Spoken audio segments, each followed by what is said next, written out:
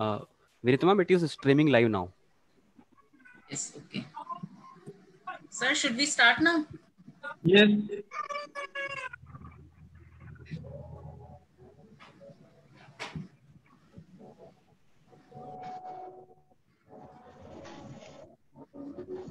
Good morning, everyone. I welcome you all to the webinar on COVID-19, fact, fiction, and the road ahead, organized under the aegis of Internal Quality Assurance Cell of Atmaram Snatan Dharma College. On behalf of the IQAC, I welcome our speaker, Dr. J.S. Mishra, who is a research associate in the Department of Comparative Biomedical Sciences in the University of Wisconsin, United States of America. We are really honored to have you with us, sir, and grateful that you took out time for us. I invite the principal of our college, Dr. Gyantosh Kumar Jha, to welcome the speaker. On behalf of the ARST College, I welcome Dr. J.S. Mishra from the University of Wisconsin in this webinar. He is going to deliver a lecture on the COVID-19 facts, fiction, and the road ahead.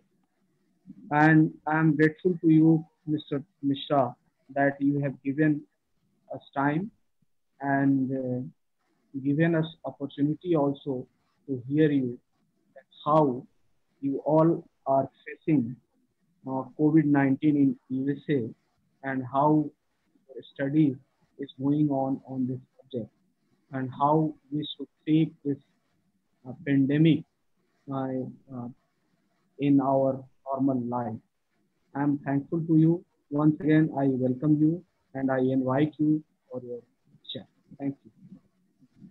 Dr. J.S. Mishra did his BSc in Zoology and Botany, MSc in Zoology from the Uday Pratap Autonomous College, Varanasi.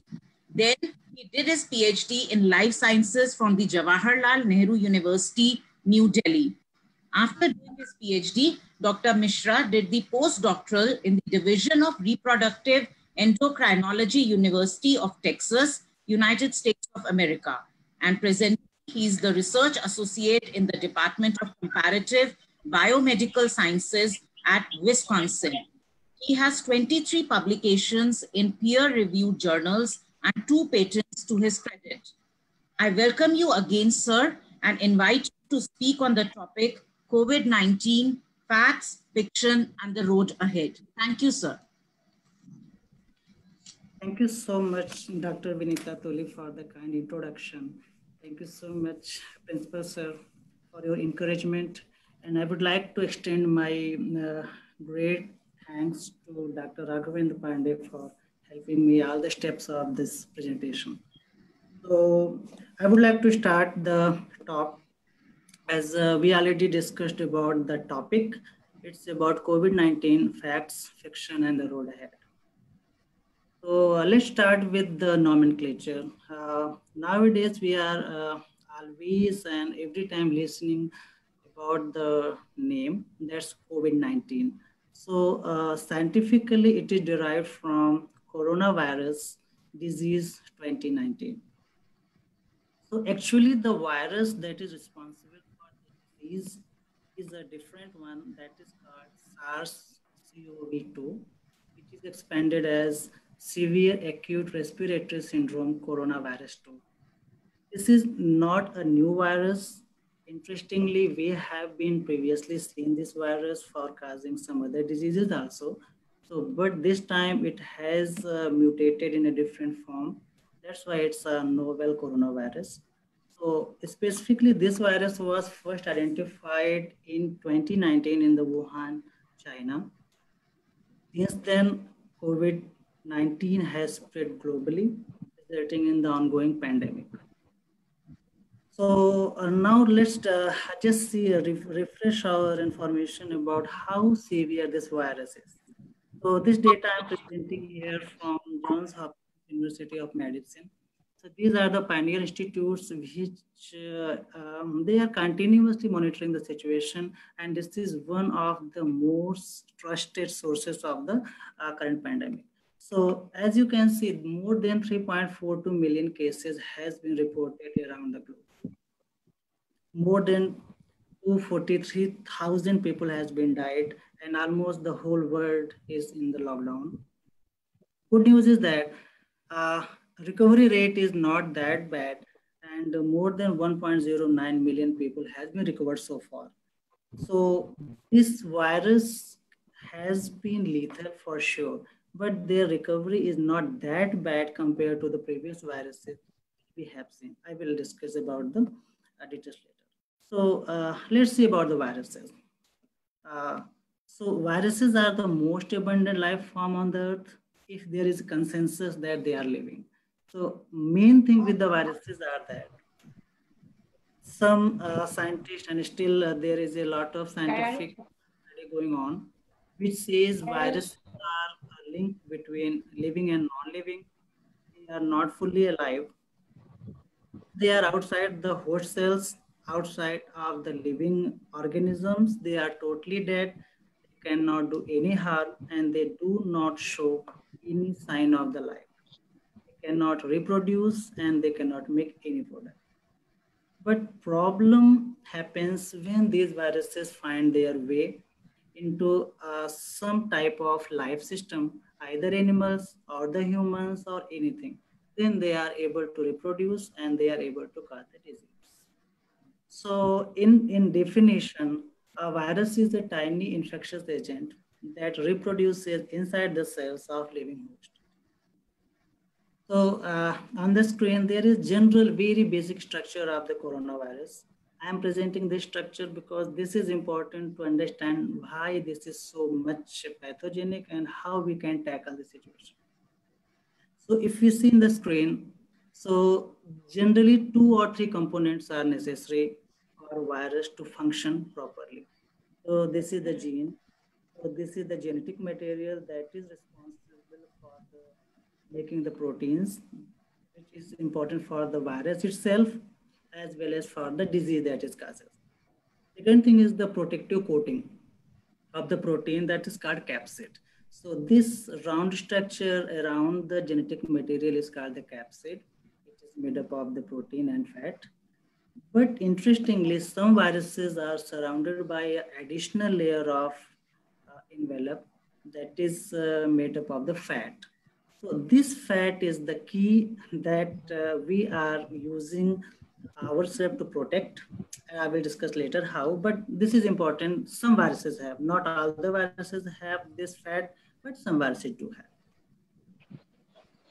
So this fatty acid envelope makes them vulnerable to soap and alcohol-based sanitizers that we all are using nowadays. How soap and sanitizers work, I will just explain in a bit. So this is a schematic diagram that shows how these viruses actually enter our body. As I told you, if they do not enter your body, they are not able to do any harm. So in order to make them disease-causing organism, they need to enter. So if you see, this is the virus particle, and when it comes in contact with any living human cells, so there, this green color, this structure is a receptor. That is the recent discovery, ACE2 receptors are required for COVID-19 infection. So they bind to these receptors. And after that, the membrane is fused to the host cells and genetic material is entered into the living organism. So this mechanism of entering the genetic material into the cells is called infection. There is another way of infection that is shown into the right side of the screen, but this virus is using this method, just fusion and entering. Once they are inside, they use the whole machinery of the living cells and multiply by millions and thousands of the copies.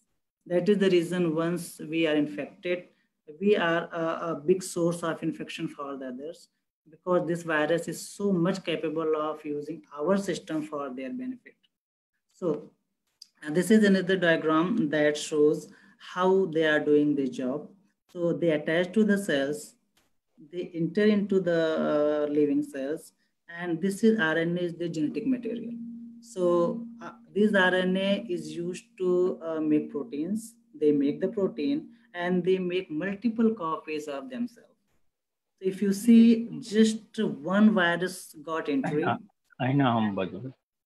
and it made millions copy of the virus. And if you see in the left side for the COVID-19, these viruses are basically attached or infecting the lower respiratory tract. So our lungs as well as the lower trachea is the main area of infection where this COVID-19 virus is getting infected. So now this is a question why this is specific to this area. So this answer lies to this previous slide where these green color receptors are there. So these receptors are basically found in that area more abundantly, and they give access to these viruses very easily. So now, why we call it coronavirus? So that is a very interesting thing to discuss. So they are called coronavirus because if you see their structure, they match it just like the corona which happened during the solar eclipse. So this is the coronavirus in right side of my screen. You can see there is some spikes coming out of the cells, and this is the structure of the solar eclipse. And you see this corona is just matching the structure. So because of this 100% matching with the solar structure, this is called the coronavirus. So now, again, some facts why this is called novel coronavirus. So this strain have never been found in humans before. It's a new virus, and most probably it's transmitted from the bats. So why bats? Because bats are the natural reservoir of these SARS-CoV-2 viruses. And there are many previous reports which has been shown that these viruses contain a reservoir, but they are not pathogenic for the bat itself because no virus want to kill its host. So other coronavirus that previously reported, they are causing mild symptoms like common cold by rhinoviruses. Severe symptoms are caused by the SARS-CoV-1. That a pandemic has been already reported in 2012. So another disease that has been caused by this virus is the Middle East Respiratory Syndrome, MERS. So these are the type of coronavirus that already has been infecting human population, but their symptoms were milder and they were not that much pathogenic compared to this COVID-19. So this graph shows the current situation and which is compared with the past infections. So if you see in the center, that is the SARS. Interestingly, it originated again into the China, same as this COVID-19. It happened year 2002, and this structure shows the global exposure of the virus. It was much, but less than the COVID-19. So if you see the mortality rates here, 9.63% of the people who has been infected with the virus died. In the case of MERS, which started in the Saudi Arabia in year 2012, so the mortality rate was higher. But if you see the spread of the virus, it was low. So now let's talk about the COVID-19. It started in China, 19. So up to now, more than, so death is so much. 243,000 people have died so far, and still counting. So we will know actual mortality rate maybe after 3 to 5 years, because still we do not have actual number how many people got infected and how many died. So it takes time. So this figure shows the death and mortality rate based on other health problems. So we have been listening into the news as well as the print media that people who have pre-existing conditions, they are more prone to the infection and more prone for the death. Now let's see what data says. So if somebody have already hypertension, so they are showing 6% death rate. Diabetes, little bit higher, 7.3%. Cardiovascular disease, 10%. And chronic respiratory disease, 6.3. Cancer, any type, 5.6. And no morbidity, condition, 0.9. So if somebody have no previous disease, no condition, So its death rate is fairly low. And that makes a difference compared to other previous pandemics, where the virus is generally affecting most of the population. It was not discriminating this much, but this virus does. The reason why pre-existing conditions make it more toxic or more killer or more dangerous, because it all depends on the how much immunity our body has. So generally, when any virus enters our body, so our own immune system tries to attack them and try to neutralize them. But if somebody already have some medical condition, already they are suffering from some type of deficiency in their body, so their immune system is not that strong. So that's why you can see the mortality rate is higher. So now this figure explains how much people have been died, and basically the purpose of my putting this figure is to show how much we are lacking in the testing. So if you see 2.3% of all the cases died, it's about the global data, where 5% are critical cases, 14% are the severe cases, but 81% is the mild case. Still, cases means cases. They have the virus, they may or may not show the symptom, but due to lack of infrastructure, lack of proper testing, these people are not being tested around the globe. This is not the problem in India, not the developing country, even in the US. If somebody has severe symptoms, they are showing 100% chances of infection, only they are getting tested. Other people are not. They are being suggested to quarantine themselves, stay at home for 14 days and come back. So this data makes it tough to actually calculate the mortality rate. So this data is from April 24, again, Johns Hopkins University. In the US, death rate is 5.7%. Italy, it's 13%. China, 5.5%. India, it's good. We are happy. It's 3.4%. It is recent data. I just calculated today. It's May3 data. So now, if you see the how this is calculated, it tells all the story.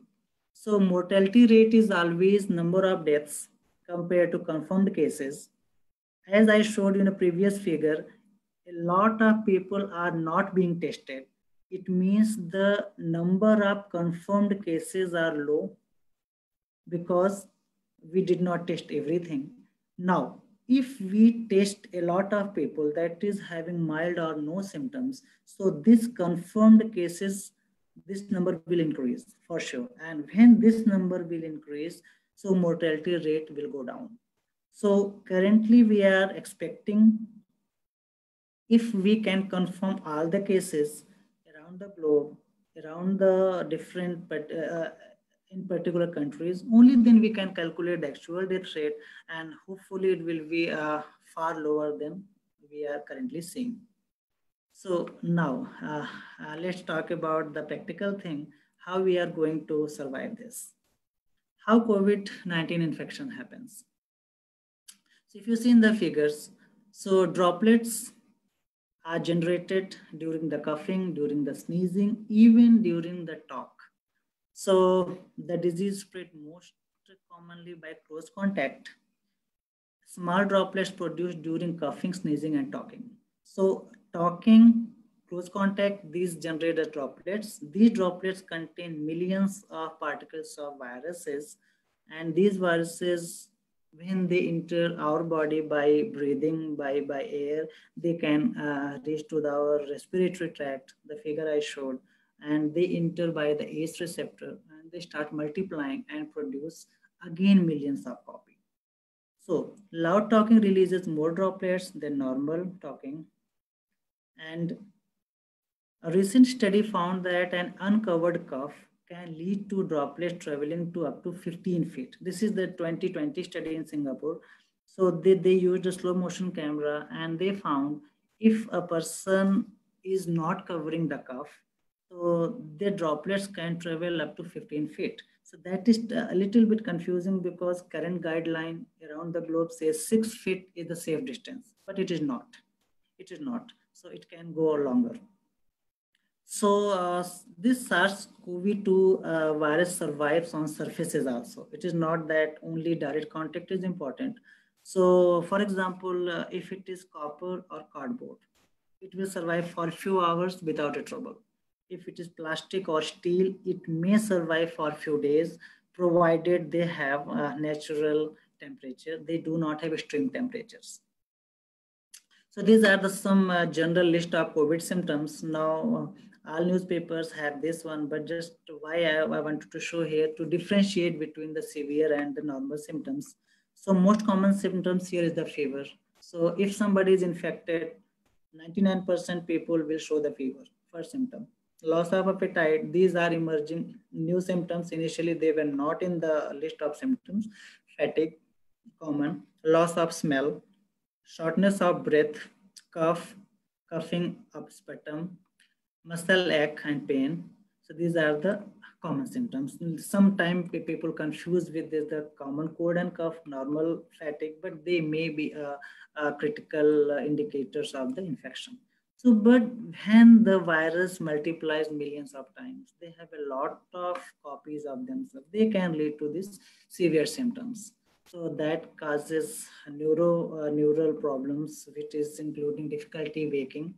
So it is very tough to make judgments, confusion, bluish face or lips, coughing of blood, persistent chest pain is a problem because there is a lot of cough and a lot of inflammation going on, kidney failure and high fever. So these things lead to the severe condition. So now this figure shows how we diagnose COVID-19. So WHO and Center for Disease Control have established a lot of procedures for diagnosis. So most common procedures that all countries of the world are using right now, it's a nasopharyngeal swab. So you can see in the figure that they take some samples from the nasal cavity. As I told you, and everybody knows at this stage, this virus affects our respiratory system. So ultimately, if virus is multiplying, so they should be present in the nasal swab.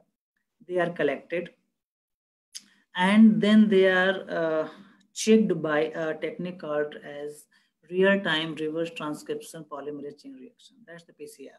So this PCR does just simple technique to check if the genes, that is viral gene, if it is present into this samples or not.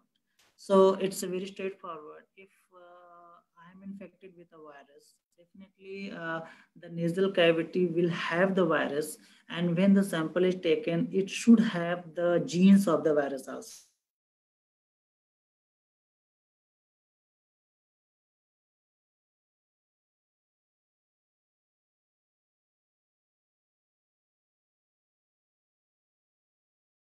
So if by the PCR diagnosing the COVID-19. So these results are very fast and we get results between 2 hours to 2 days based on how urgent the test is there. So now let's see where we are in the COVID-19 treatment. So we can go back to normal only when we have either of these two options. Either we have a medication or we have a vaccine. Medication should have at least 95% of effectiveness to stop the outbreak. If any medication is less than 95% or less than 90%, it is not able to protect the outbreak because some of the people, some of the virus still be there in the system. And this virus has the capacity to multiply at so fast pace. So we cannot take chance to just kill the virus at less than 95%. So we need to have that. There is a condition with the vaccine also that almost every person in the planet should be vaccinated against the coronavirus. So the reason is that this virus originated in the China. It may be originated in any part of the world, but just one person, one infection is enough to make a chain and again reinfect the world. So vaccine is important, but it should be available to each and every people in the world, only then we can go to normal in the near future. So current scenario is that most of the drug candidates currently, they are not as powerful. It's not a very good situation, but this is the reality right now. They can save a lot of lives, but they cannot control the outbreak. Now let's talk about the vaccine. Still today, May 3rd, we do not have a validated vaccine yet. It doesn't mean we are nowhere in the system, but we do not have a confirmed working vaccine yet. So let's see why this vaccine development takes so much effort and so much difficulty. So I have a video to share. So let's see, and then we can discuss. The most urgent invention in the world right now is a vaccine that prevents you from getting COVID-19. What vaccines do is they teach your immune system about the pathogen. This is the coronavirus, and this shape on its outside is called the spike protein. It grabs on to the cells in your body that have a particular receptor and get that cell to make billions of copies of this virus. The first time that you're exposed to this virus, it takes literally days for your immune system to realize that it's a bad thing. So how do we get the immune system to go faster? Well, the idea of a vaccine is to give you an exposure to something that looks like this. So you're getting your body to make a lot of antibodies that can take these viruses and actually kill them. There's over 100 different efforts making many different types of coronavirus vaccines. So how do you make a vaccine? Usually you're injecting at least part of the shape of the virus. Sometimes you do the whole virus, but it's attenuated so it doesn't multiply too much. Sometimes you take the virus and you kill it. You won't get sick because they're not duplicating. What's typically done is you just take either a piece of the virus or just the spike, that thing on the surface, and you put it on something else. So there's no risk at all of causing the disease. One final way that's new and is promising is called the RNA vaccine. With RNA and DNA, instead of putting that shape in, you put instructions in the code to make that shape. So the Gates Foundation, along with a great number of partners, are looking at these different efforts. We've never created a new vaccine in less than 5 years. So this is urgent, and it's going to require incredible collaboration. It's going to have to go to 7 billion people. So I am optimistic that one of the vaccine efforts will give us vaccines in the next 18 months. And we'll make sure that it's produced in volume and that it's accessible to everyone in the world. That's how we're going to end this pandemic.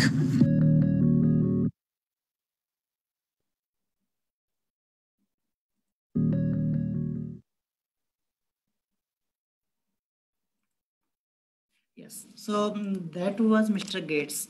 So Gates Foundation is one of the leading foundation in the world that is contributing so much for the vaccine development economically as well as the providing the resources. So this is a graph I would like to show that is very informative why this vaccine development is very tough.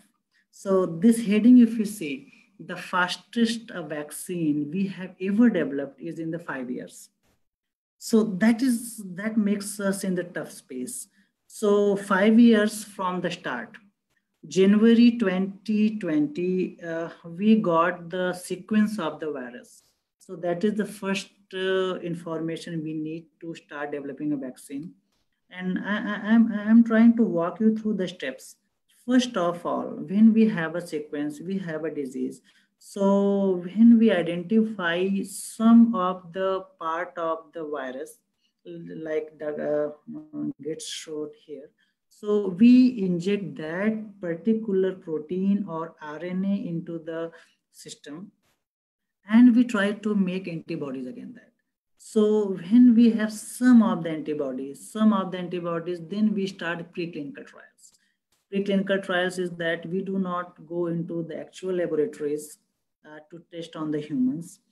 We do into the animals. And we try to make the vaccine at the small scale just to make it sufficient for the preclinical trials before human testing comes. When these results are positive, we are good to go. We know that this vaccine is matching the sequence. It is making antibodies to target that particular virus.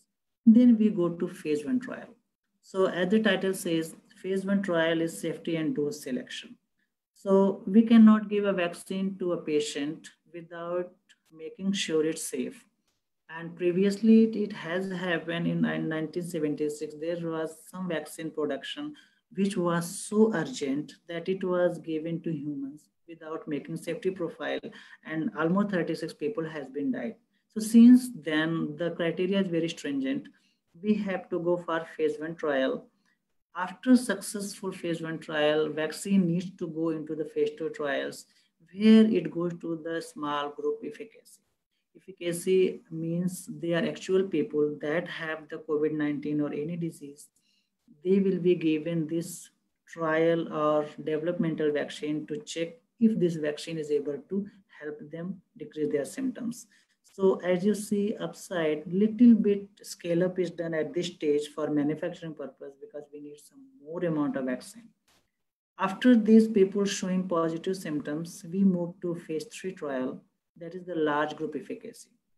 So we have to choose a bigger area because sometimes these vaccines are area specific because we our human beings are not having the same genetic material. Their genes are different. So some vaccines work best for one group and some vaccines work best for other group. So in the phase 3 trial, we select different geographical areas and give them vaccines and see if the same efficacy is observed in the phase 3 trial. When this is also done perfectly, then these vaccine goes for licensing. And at this stage, somewhere this large scale production starts and people are getting. So these all stages roughly goes up to 5 years if everything goes well. But as we know in the science, more than 80 and 90% vaccines fail. They never reach even phase 2 trial or phase 3 trial. So if everything goes well, then we are reaching in 5 years. So lower panel of the figure shows what we are doing right now, what has been done to accelerate the process. So preclinical trials are overlapping with safety and dose selection trial. So phase 1 trial is combined with preclinical trials to strengthen the timeline. And immediately after that, safety and efficacy trials. So phase 2 and phase 3 trials immediately started in the same time, like one area of group having small population getting vaccine, but same time we are having the vaccine into the larger area. And if you see after that, emergency licensing is there. So government is restricting, government has been restricting these licensing for a long time for safety reasons. But because if they are delaying, more death is possible, so that they're easing the restrictions. So ultimately, the goal of this COVID-19 vaccine is under 18 months. And this 18 month started already, 2 months has been passed. So January, we got the sequence, February, March, and April. 3 months has been passed. So still we are hoping if everything goes well, minimum more than 1 year still required to have that. So if you see here, smaller scale production and the large scale production, they are going back to back, but still we need to have a vaccine that shows the promise. We are having a little bit promise, but not sure. So now we can see how this vaccine actually works. So if you see this figure, vaccine introduce a weak or inactive form of the disease into the body. So just try to think in a situation, suppose we are having a person who is dangerous for us. First time, if that person enters in your home, we can easily recognize him because it is one and it cannot do any harm. And we know that person is dangerous. So if we protect ourselves, we know how to identify that person. So next time when that person come in a big group, in large numbers, we are well prepared for that. So same thing we are doing with our body. we inject a part of the virus that is inactivated or very weak that cannot do any harm to us, but it is enough for our body to recognize that virus. And this virus particle and this viral particle is used to make a lot of antibodies that will be used for fighting when actual virus comes. So that's how we teach our body to make the vaccine against a known virus. So this is the current vaccine development landscape for COVID-19.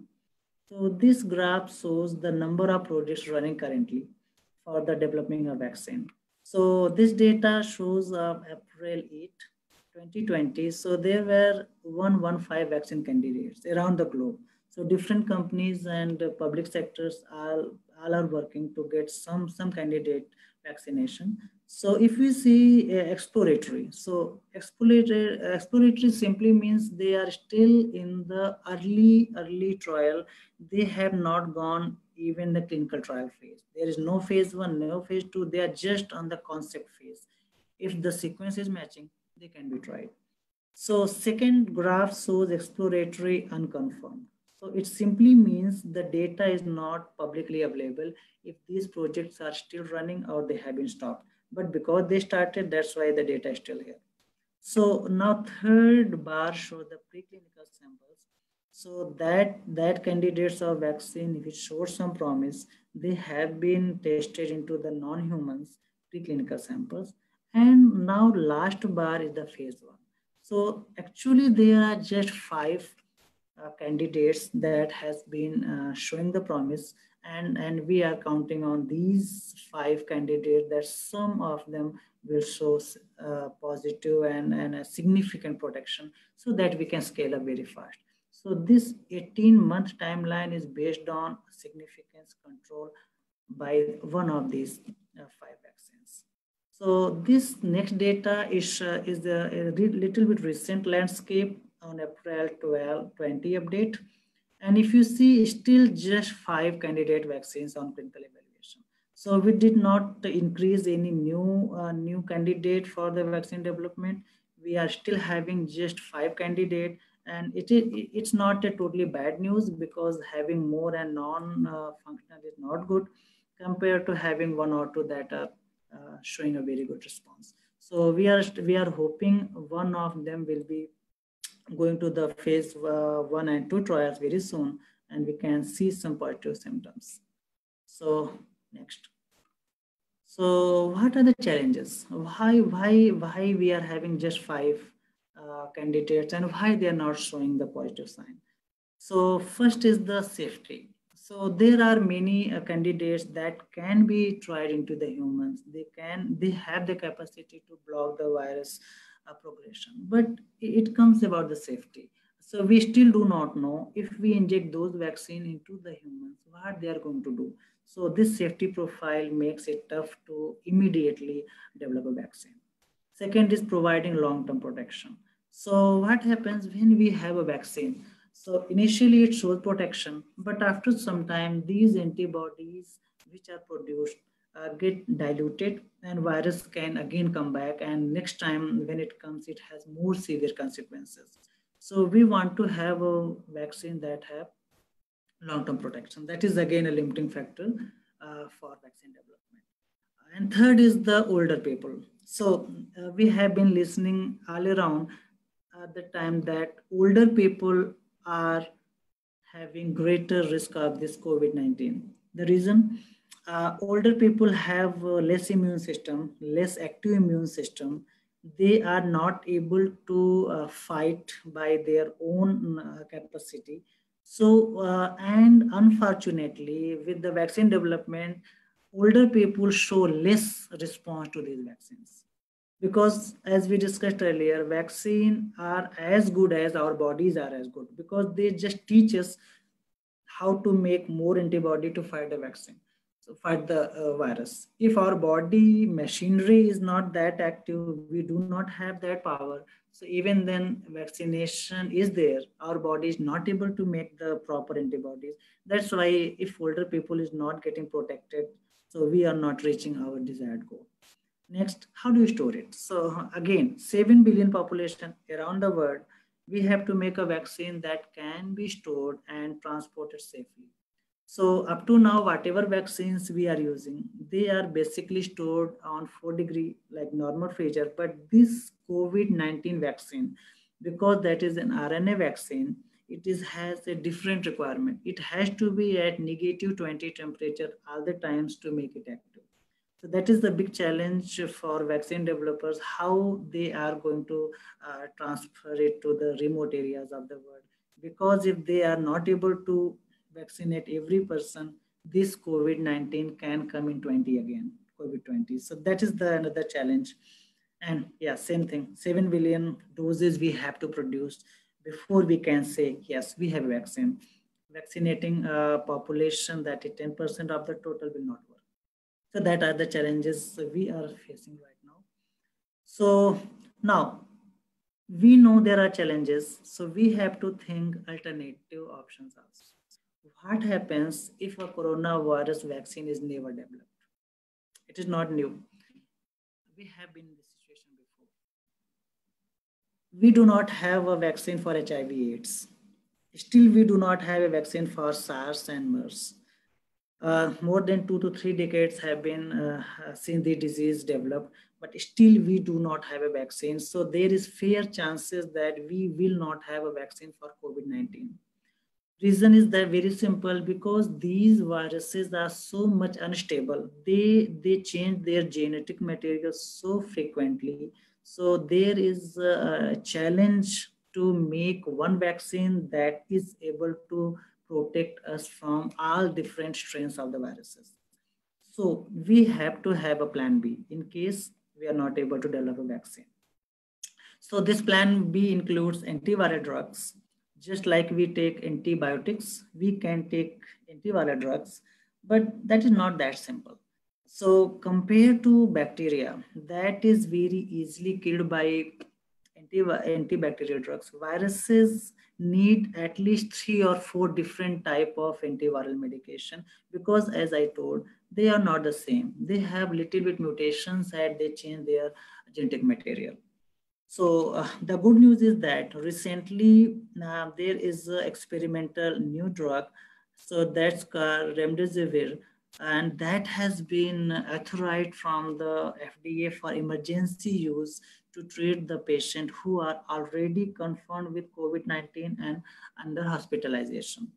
So this drug is, interestingly, it was developed for the Ebola virus, but again, I told you, so these drugs more often they fail than they become successful.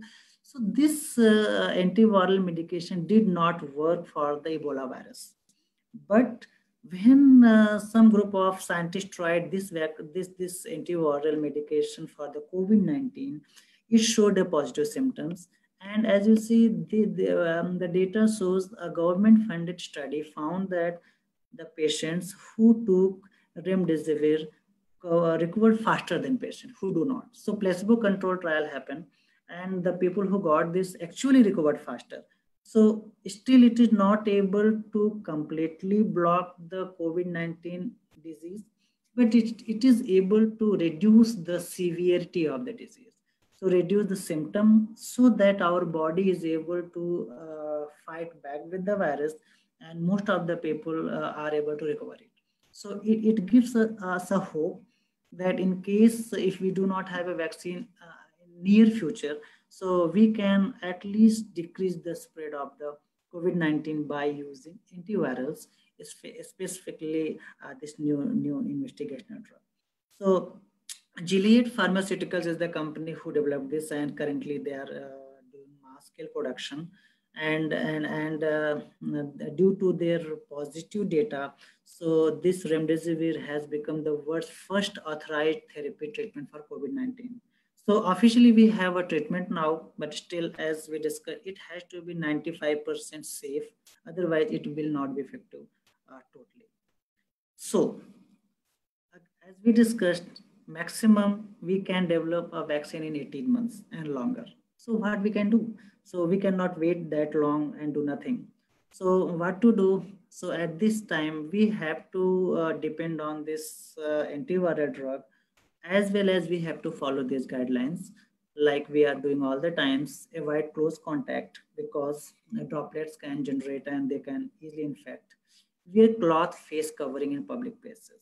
So that's why in the topic, I talked about the myths as well as facts and the road ahead. So myth was there initially in the US and most of the countries. So Central for Disease Control, they recommended face masks are least effective in protecting you from viruses. So general public should not wear face masks and you should not encourage others. So based on that guidelines, a lot of people did not wear face mask, and the person who are wearing face mask in the public, they were a little bit feeling awkward. After that, CDC changed their guideline. They say you should wear a cloth face covering, not the surgical face mask. So the idea behind that, initially when they said no, they wanted to protect this inventory of face masks for the hospital people, for the doctors and nurses who need them more. So that's why they said no. Now they are saying you should cover your face with the cloth. Reason? They do not want to protect you. So it's very important to understand. So when we cover our face with the mask, it is not for protecting ourselves. It is protecting for others who come in close contact with us, our friends and family. So it's better to protect us because 80% of the people are without a symptom. We may have the virus, but we don't know. So if we do not cover our face, we may infect others who will show the symptoms. Another thing is that practice good hygiene. We have to wash your hand. It's repeated thousands of the times, but it makes sense to repeat again here. Stay home if you are sick. Obviously, if we are going outside, we are increasing the pandemic. So now some interesting things. So everywhere it is said soap kills the COVID-19 virus. Use the soap. So when this virus is so much pathogenic, we are not able to make a vaccine. Antiviral drugs are not effective. Why this humble soap? How this soap kills it? So for that, we just have to make we have to remember this figure. So as I told you, this virus have a genetic material and is covered by a capsid, and after that envelope. This envelope is made up of the fat. So this fat is the key that is targeted by the soap. And if this envelope is broken down sufficiently, so this virus cannot survive because the genetic material is not safe at this stage. So I have an interesting video to show how this actually works. So it will encourage us to use more and more soap. You know that the best way to prevent the spread of coronavirus is to wash your hands. Wash your hands. Wash your hands. But why? It's because soap, regular soap, fancy honeysuckle soap, artisan peppermint soap, just any soap, absolutely annihilates viruses like the coronavirus. Here's how. This is what a virus like coronavirus looks like. It's a bit of material surrounded by a coating of proteins and fat. Viruses easily stick to places like your hands, but when you rinse your hands with just water, it rushes right over the virus. That's because that layer of fat makes the virus behave kind of like a drop of oil. You can see it happening in this demonstration. Oils are just liquid fats. What happens when you pour oil into water? It floats. It doesn't mix. But add soap, and suddenly that fatty oil dissolves into the water. That's because inside, soap has two-sided molecules. One end of the molecule is attracted to water, the other end to fat. So when the soap molecules come in contact with water and fat, these dual attractions literally pull the fat apart, surrounding the oil particles and dispersing them through the water. Let's go back to our coronavirus molecule with that layer of fat holding everything together. When it interacts with soap, bam, that fat gets pulled out by the soap. Soap literally pulls apart and demolishes these viruses. And then the water rinses the harmless leftover shards of virus down the drain. But, and you know where I'm going with this, it takes time for this effect to happen. 20 seconds to be specific. To show why, we ordered this lotion that mimics viruses in their fatty layers. It glows under a UV light. If you just rinse your hands under regular water, nothing comes off. If you wash with soap for just 5 seconds or 10 seconds, your hands are still covered. The virus is still there, able to get you and others sick. But 20 full seconds, now the soap is actually destroying the virus. Hand sanitizer works too because it's mostly alcohol, and alcohol works in a somewhat similar way to soap, breaking down that fatty layer. You need a high concentration of alcohol to make that work. The CDC recommends hand sanitizers with at least 60% alcohol. But even with 60% alcohol, the CDC recommends using soap if you can. If your hands are sweaty or dirty when you use the sanitizer, that can dilute it and diminish its effectiveness. As for soap, just any old soap works. You don't need soap marketed as antibacterial even. The FDA says skip it. There's no proof it's any more effective. Just be sure to wash your hands for 20 seconds. That's happy birthday twice. Happy birthday, dear. I guess me. Or the chorus to Lizzo's Truth Hurts. Straight to my face. Or Prince. Raspberry beret. Or Eminem. Go, go, only got. Or even Dolly. Jolene, Jolene, Jolene. Just as long as it's 20 seconds. And you're using the ultimate virus annihilator, soap.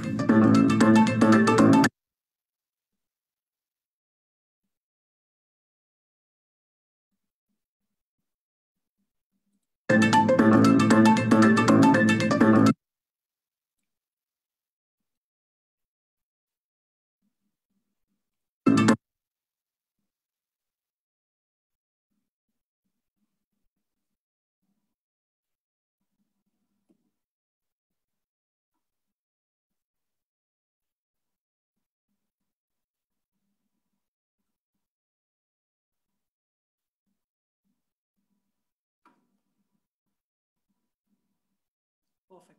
So I would like to just emphasize here. So sometimes simple techniques work better than such a very advanced one. So in this situation, we can easily skip the problem, easily kill the virus just by soap. So I would like to show a very interesting figure here that I found recently. So now people are talking a lot about social distancing. But problem is that we have to make sure it's a physical distancing, not social. Social distancing like social media. We are connected here to the technology and we love to talk to our friends and family by social media. So physical distancing is the correct thing we have to maintain. Let's see this figure. In the start, if just one person is infected, like it is called the patient zero, sometimes some newspapers said there was in the China, some lady was there, but it is not proven anyhow. So this one person can infect 3%, and ultimately, if you see here, this is around 40 infections. This is the case when no one is following social distancing. Everybody is going to work, and everything is just getting as normal as. So now next figure is here. Just see, we start with the one infection. So this person, he decided to work from home, not going to work. So when he decides, so ultimately he blocks the chain. So this person blocks the chain. So these two people are saved. Again, this whole bunch of people are saved. And you can see just one person making a correct choice ultimately decreases the potential infection by half.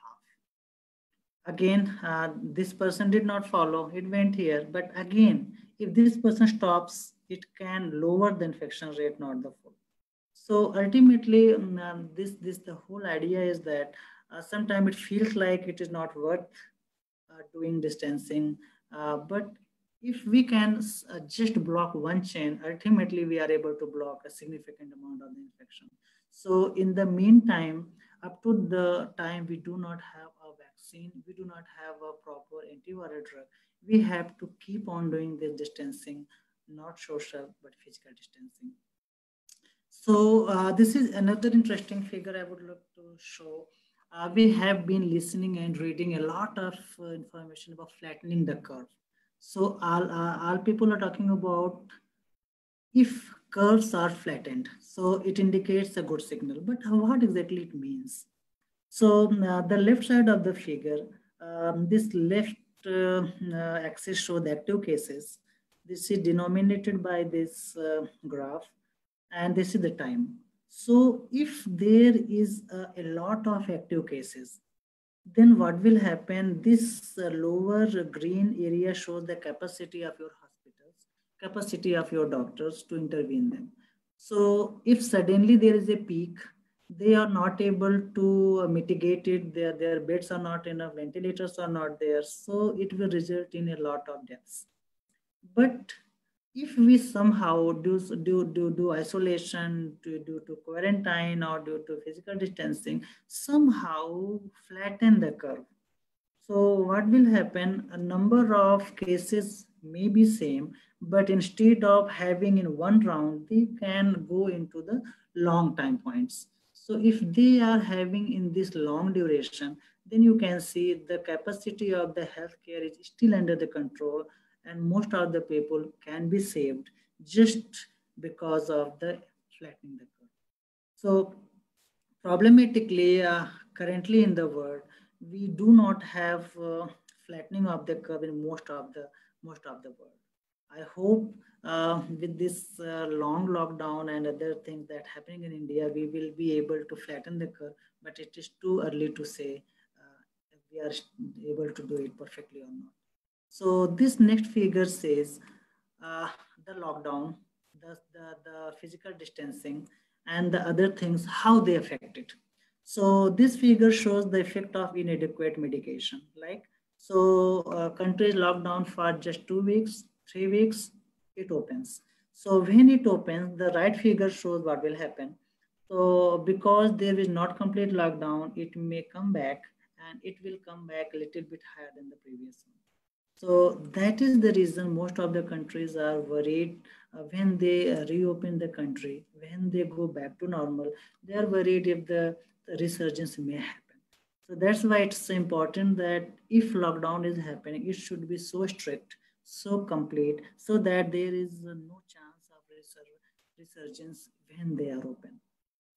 So this is this figure I would like to share the lockdown that how the looks like on March 30th.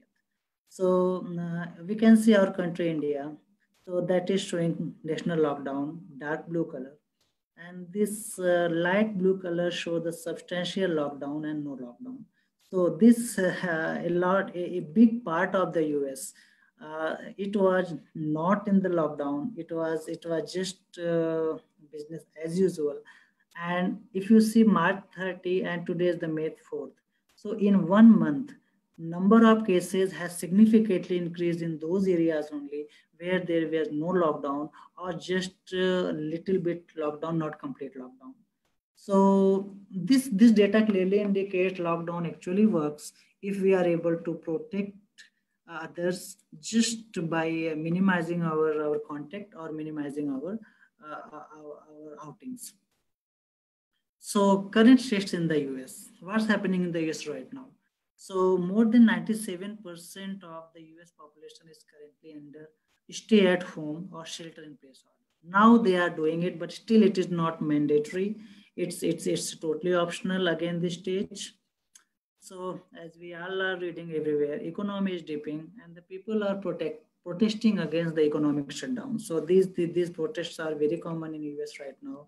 People are saying we cannot wait long for the reopening, and ultimately resulting the President Trump has indicated that many states they can reopen, and actually on the May 1 a lot of states already open and more states are going to open in the phase-wise manner. So now we have seen what is the situation now. It's the future of the pandemic, what we are going to do. So nothing is sure at this point, but it's safe to say that most of the people will survive this pandemic, but our life will be different for a long time until and unless we have a safe and effective vaccine or antiviral medication. So otherwise, it's still the same. We are hopeful that our efforts, scientific efforts, will be fruitful and we can develop a vaccine. So that's it from my side. Thank you so much for your patience, and we can have the questions if you have.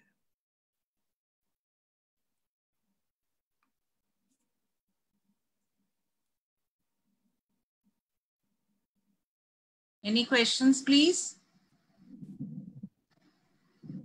You can write in the chat box.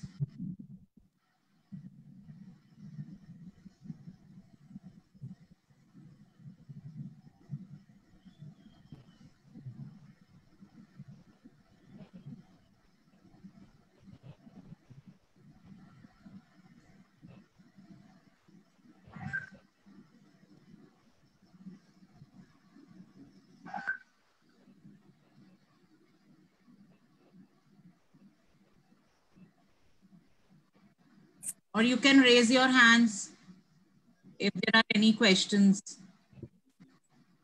Can you hear me? Hello? Yes, Can ma'am. you hear Sunita, ma'am, me? go ahead. Yes, yes. Yeah, I'm Sunita Bhagat. Hello? Sunita, please carry on. We can hear you. Yes, my question is that since a number of attempts have been made for the development of vaccine and all, but my question is that latest news is that some antacids are being used for treating the COVID patients, and there have been much success in that. I want to know, means, what is the basis of that? So that's a very nice question. Thank you for taking that point, because in my talk, I wanted to cover a lot of facts. I did not cover the myths. So you might remember, like 2 weeks before, hydroxychloroquine was also very much in the news. The US was asking India to give that. So these antacids, generally what they are doing the symptomatic relief to the patients. So they are not actually decreasing the population of the viruses. So if some people have virus, they have inflammation in the body. So these inflammations are by some of the receptors that is in the gut. So these antacids are just decreasing those inflammations. So people are able to feel better, and their immune system is able to tackle some extent of the viruses, but still not the completely. So this is just symptomatic and not any scientifically proven antiviral capacity. Okay, thank you, sir. The next question is from Dr. Anjali Gupta. She says, sir, that means the lockdown in limited way is okay. Now, she has asked this question. That means the lockdown in limited way is okay. See, lockdown is limited way is not a lockdown. So that's the main problem in this.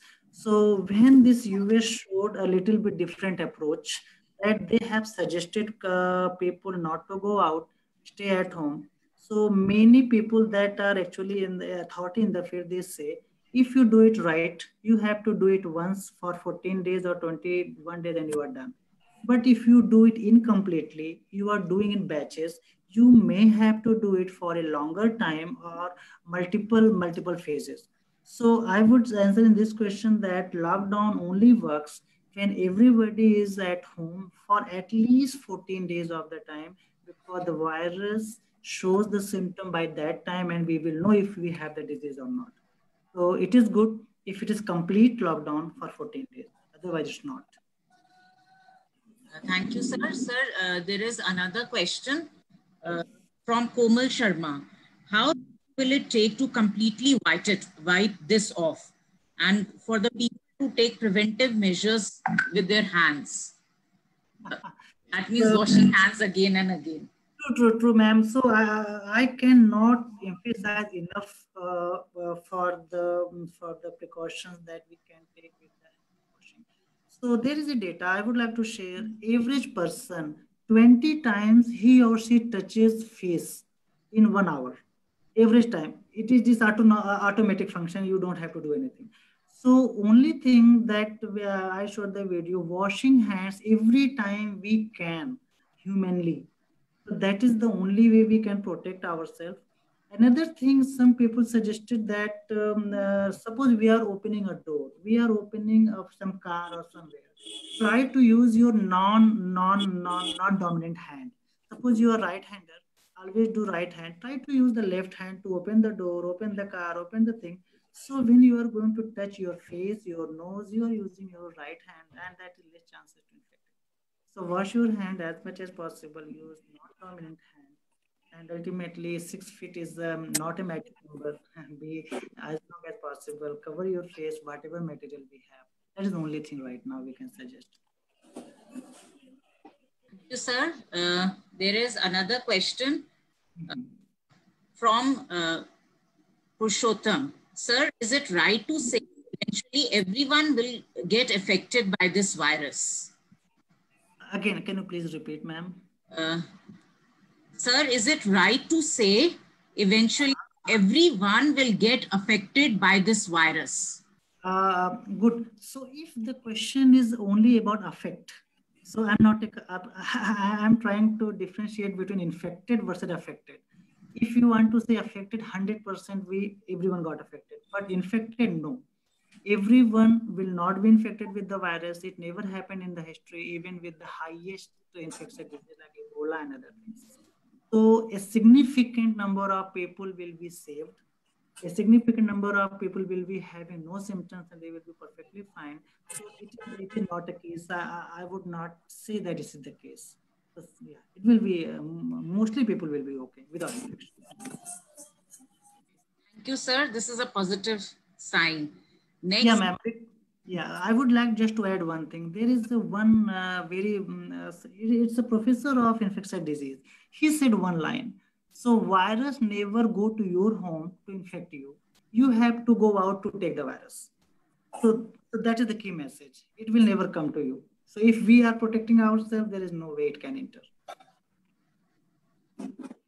Thank you, sir. Sir, there is another question from Dr. Indra Mohan Jha. Are bats carrier of only COVID virus or bats carry maximum viruses? And why there is no global cooperation in vaccine research? Good question, ma'am. So I would answer this question in two forms. So first question is about the bats. So definitely there are hosts that are naturally containing the viruses. So bats contain basically SARS, severe acute respiratory viruses. So other viruses are contained in other animals also. Some viruses are in the monkeys, some in the pangolins also. So it is safe to say at least for this COVID-19 is from the bat, but again, the other animals can contain.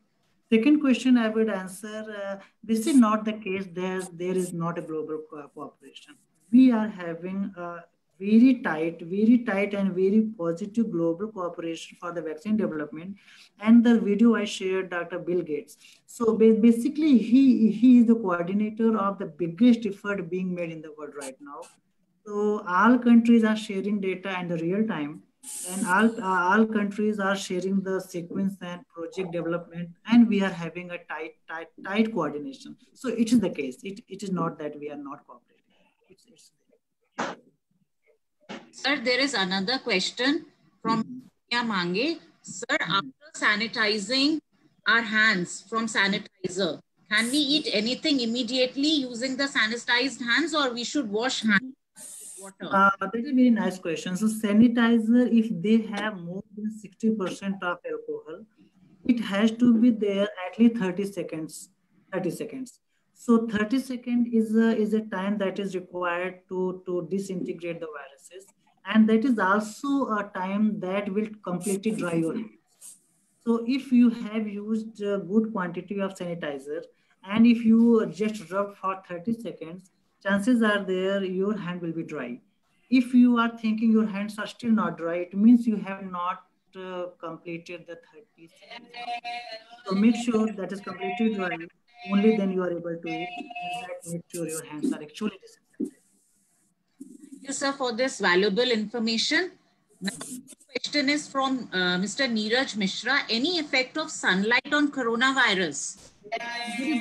Or high temperatures? Sure, ma'am. I would like to explain that. So, as we discussed about the virus coating, it is made up of fat, right? And I told you that these soap solution and this disinfectants are killing the virus by disintegrating the fat. So now, just very common our Indian thing. If we put some fat like ghee or butter in the sunlight, it will be melted, right? Same thing is with the viruses. If viruses or some surfaces, suppose it is like metal, and in the sunlight, metal will be very, very warm. So that temperature is enough to disintegrate the virus particle by melting their fat. But if it is like some soft surface for like rubber or something, so then it is not. So it is not safe to assume sunlight automatically will kill it, but it is safe to assume if sunlight has increased the temperature significantly to melt the fat, then yes. And if sunlight has the UV lights that happens in the afternoon or late afternoon, then it may. But again, we cannot take risk, right? So it's okay to assume it will help, but still not completely. Thank you, sir. Sir, there is another question from Dr. Parminder Kaur. Sir, internet is giving different informations for life of this virus on different surfaces. Is there any concrete research on this? Yep. So there is a concrete research on that. Based on that, I quoted one paper that study done in Singapore, and it is just 2020 study. So they showed that, see, internet is giving different results because some experiment has been done in a country like India. As we discussed initially, this time the temperature is a little bit higher side. So if they study in a place that temperature is higher, so they can logically see less time before virus is vanished. But in the countries where temperature is very, very low, it may take longer for the virus to be killed. So internet is not giving confusion, but actually if some journalist or some news media, they are just diluting the information, that is the trouble. So the thing is that this virus is pretty stable on most of the surfaces for at least 3 hours, on any surfaces. And longest it observed up to the 14 hours on the rubber and some. So we have to make longer time point for our safety, believe it will be there for 14 hours, and don't believe the lower time point, I will suggest. There is some confusion how to interpret the results. Thank you, sir. Sir, there is another question by Dr. Manika Jain. Infection doubling rate is gradually decreasing in India. What does it indicate? Great. So that's very good question. Again, I want to be very optimistic in this news, but I am not. Reason is that, so number of tests is the key.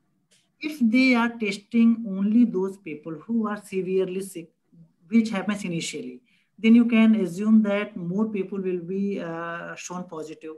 But as time passes, if tests are more, so we are able to test a little bit more people. So because we are testing more people, and in that severe symptoms are in less people, so total number will be decreased. So still it is not safe to say that it is very good sign, but if this trend goes 21 days, that infection doubling time is lower, then we will be having a good reason to rejoice. Yes, we have to wait a little bit more. Thank you, sir, for this information. Next question is from Ms. Baljit Kaur. Could people be unknowingly contracting the COVID-19 virus by just touching their mobile phones? That nice question, ma'am. So see, mobile phone do not generate viruses themselves. We know this for sure. If we have been outside for the shopping, for grocery or somewhere, and we put our phone on the counter, and then we took our bike or car and came home, then there is 100% chance the mobile phone will have the virus. So the only suggestions I have for everybody, if we are traveling outside with our mobile phone, so do not take phone out when we are out until it's emergency. But if it is emergency, come home, make it nicely wiped with some disinfectant solution, and make sure it is properly clean. Otherwise, there is 100% chances if it is exposed outside, it may contain the virus for sure. Nothing is foolproof. Thank you, sir. Next is by Dr. Nidhi Dureja. When hydroxychloroquine is not antiviral, even in government hospitals, doctors are advising to take dose of hydroxychloroquine as precautionary medicine. Sure. Yep. So this is a very straightforward answer of this question. Actually, hydroxychloroquine is the anti-malarial drug. And this anti-malarial drug protects our hemoglobin from disintegration. So in the case of COVID-19 infections, there is a report that the hemolysis happened. So their hemoglobin is a little bit decreased. And we know when our respiration capacity is less, we are not able to supply proper oxygen. So this hydroxychloroquine protects our RBCs for hemolysis. So hemoglobin content is maintained. So somehow we are able to still maintain the oxygen level for the patients. So this is just to increase the oxygen level for the patients, and ultimately, if their oxygen level is okay, so they will having a better chance for the recovery. So it is not anything with the virus, just to protect the hemoglobin. Thank you, sir. Sir, there is another question from Meenu Varshne. She is saying, sir, what do you think, how far we can protect ourselves from this coronavirus? We protected, ma'am, so far, and we will protect it. So if it is very urgent, only then we have to get exposed. If it is not, please do not go outside, and we will protect ourselves. It is not like answer that anybody can give, but it's a personal choice and personal circumstances. But this is for sure. 7 billion population is not going to be infected for sure. Only infection will happen a fraction of the people.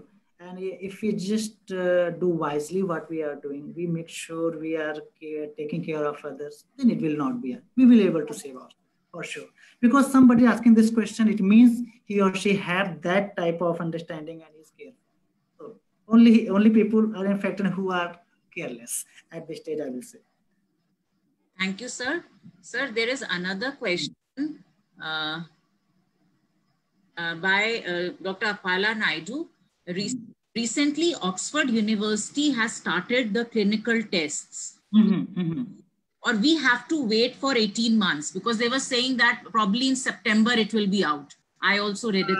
Ma'am, I will say one thing. So September, it will be out. This is May, June, July, August, September, 5 months.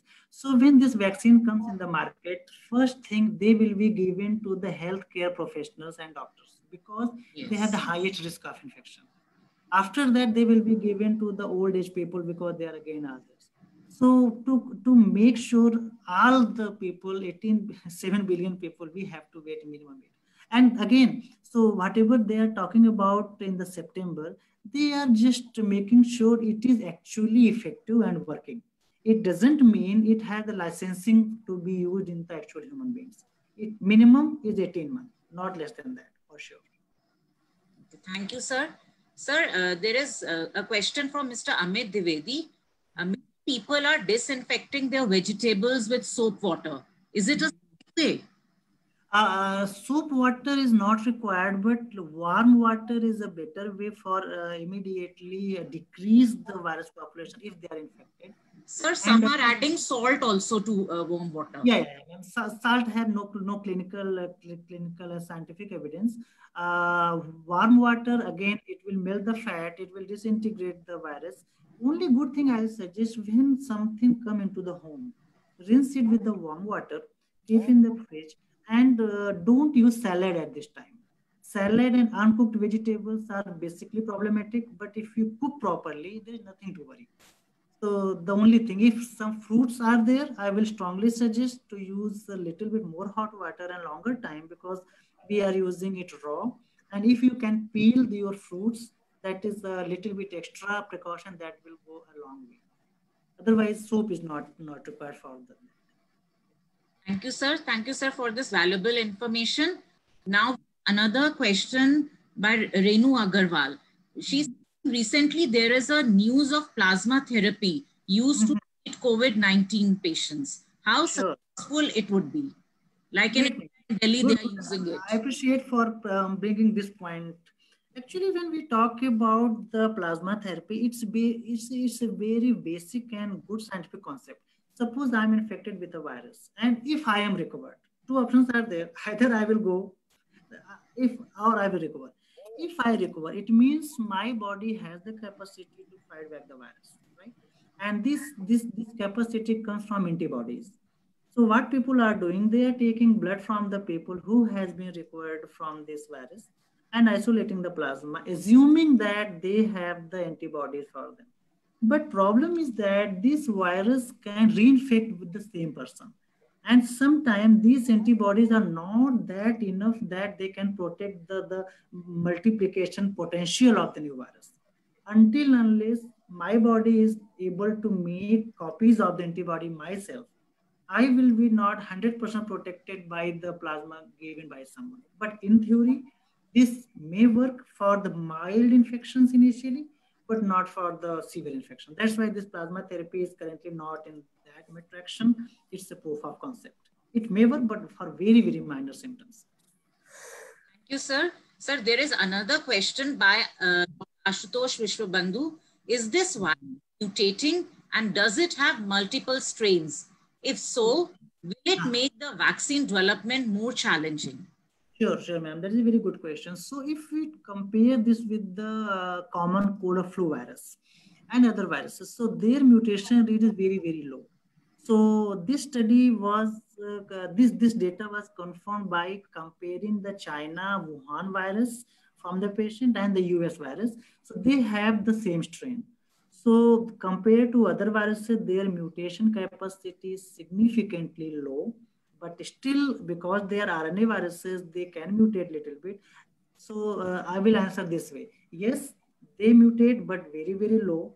Second answer is that any mutation will require a little bit additional effort for them to make a vaccine. But it does not double. I will say just a little bit increase, because I will answer this way. Suppose this pen is a complete virus.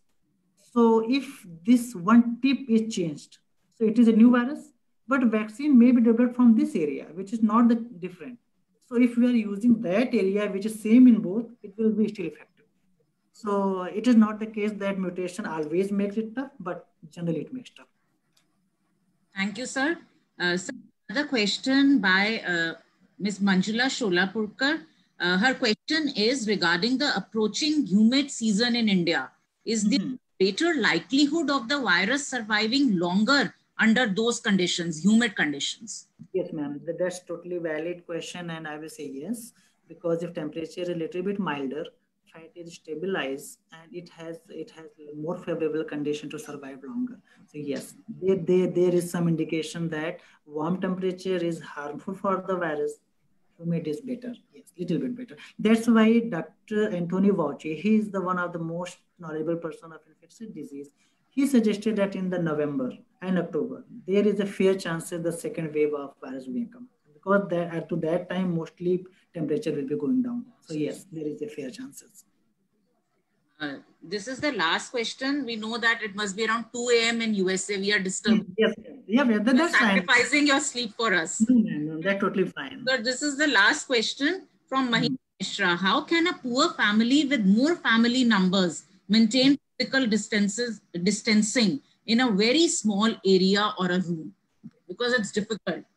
I appreciate this question, and not only you, but most of the people are thinking about that. I can suggest one thing based on the studies. So if some person has to live in the close proximity, so just hanky or any cloth, any dhoti, anything you have, just make small pieces and cover your faces. So at least the person who have the infection, directly it will not infect them. It is in theory the best way we can suggest. Otherwise, it's a challenge. There is no justifiable way in this situation. But cover the face, that's the only thing. Wash hands as much as possible.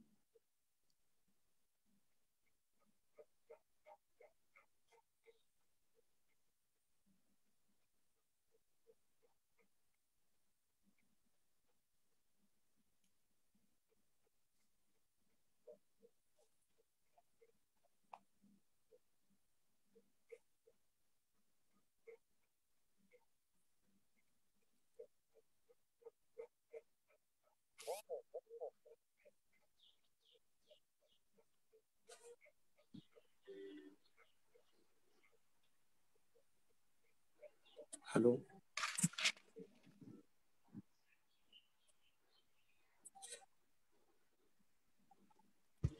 Raghavendra ji, you are audible. Yeah, yes, sir. Vinita ma'am is there or she left? Some problem happening, I think. I think she has lost connection. Yeah. Avinta. Hello. Raghavendra ji, she may be Yeah. having some network issues. You may Yeah, continue. Then I should conclude. Let's wait for principal, sir. Yeah.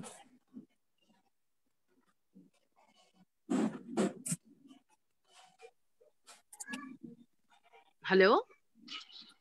Hello. Yes, we can hear your voice. Ravinder. Hello. Yes, sir. Hello. Hello, sir. Hello. Am I audible? Yes, Hello. sir. Yes, sir. Vinita had lost her connection, and I think there is she's some just problem. connected again. Let me check. I just allowed one participant. I have entered from my phone. There was some problem in my laptop. Okay. Sir, you can conclude.